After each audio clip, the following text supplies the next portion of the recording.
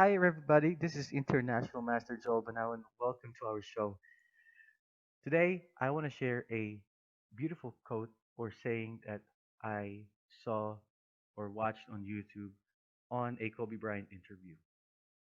He said that don't be afraid to fail, don't be afraid to lose, and always aim to play against somebody who is greater than you.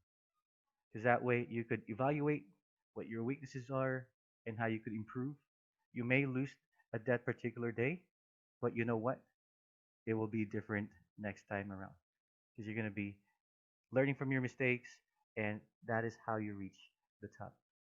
All right? Well, hopefully you guys like that, and it was inspirational and motivational. Again, listen to Mamba mentality. Don't be afraid to fail.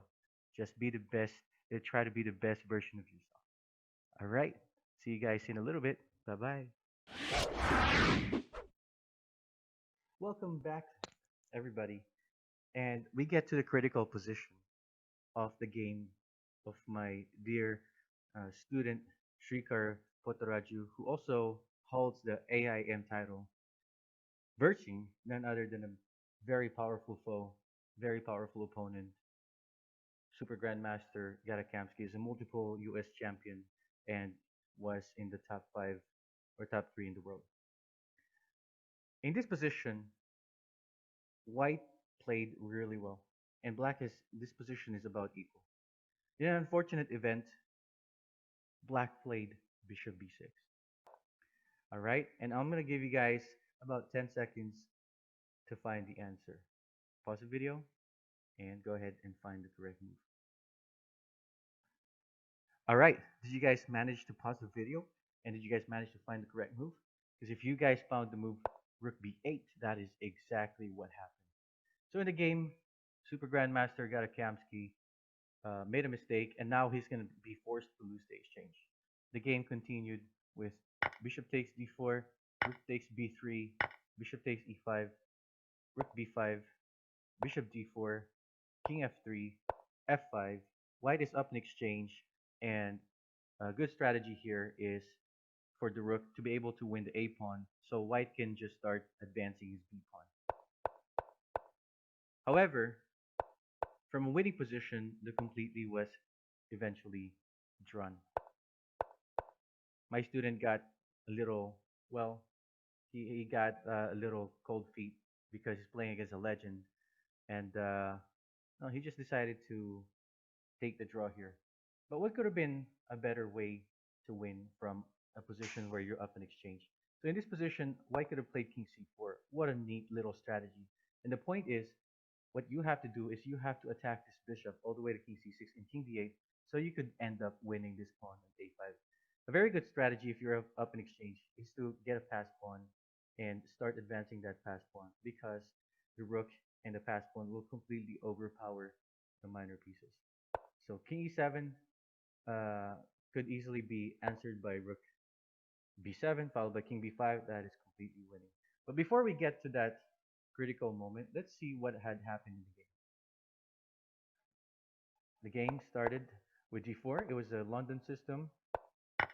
Shrikar was white, and it transposed into the Caro-Kann exchange variation.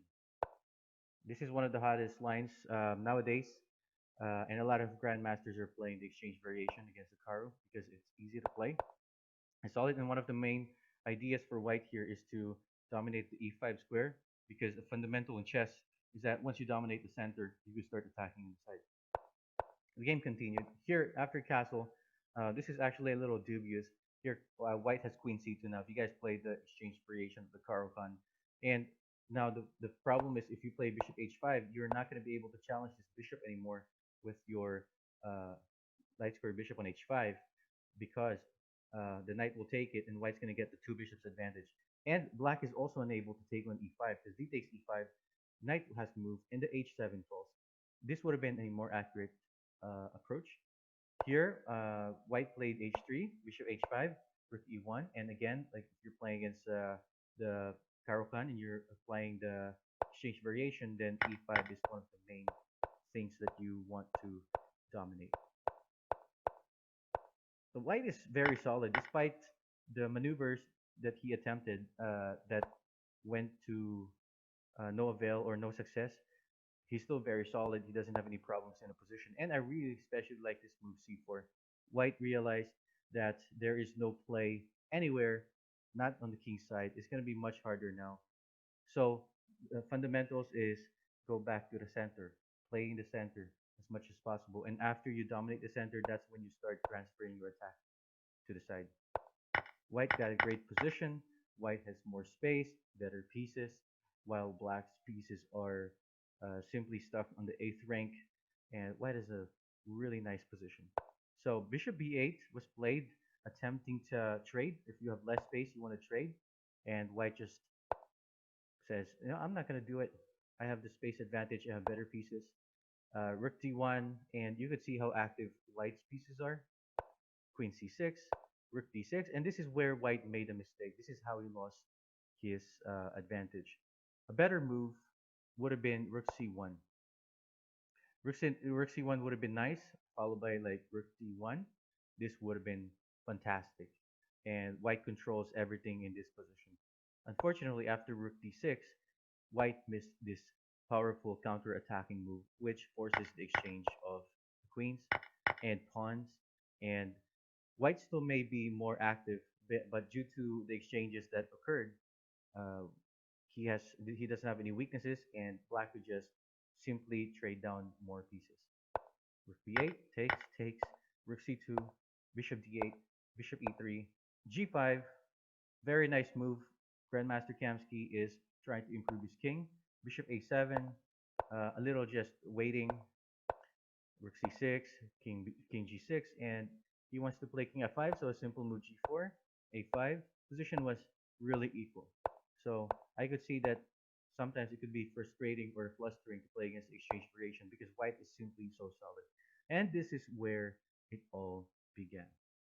All right, and as you can see, black played bishop e6 and white played rook b8. And the rest is history. All right, okay, hopefully you guys like that video, and always look out for your tactics. And hopefully you guys picked up a few strategies here and there, especially talking about the fundamentals on what part of the board you should be attacking at. Okay, if you like that video, if you like this video, please don't forget to subscribe and like. Okay, have a good one, guys. Bye bye.